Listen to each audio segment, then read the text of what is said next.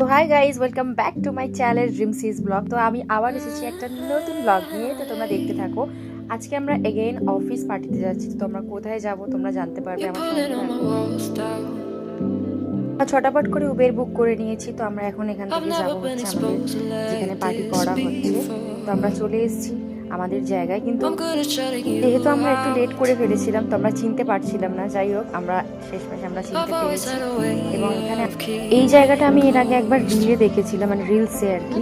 যাই হোক, আমরাও এখানে ছটফট করে কটা ভিডিও এবং ফটো তুলে নিয়েছি। তো এইবার আমরা যাবো।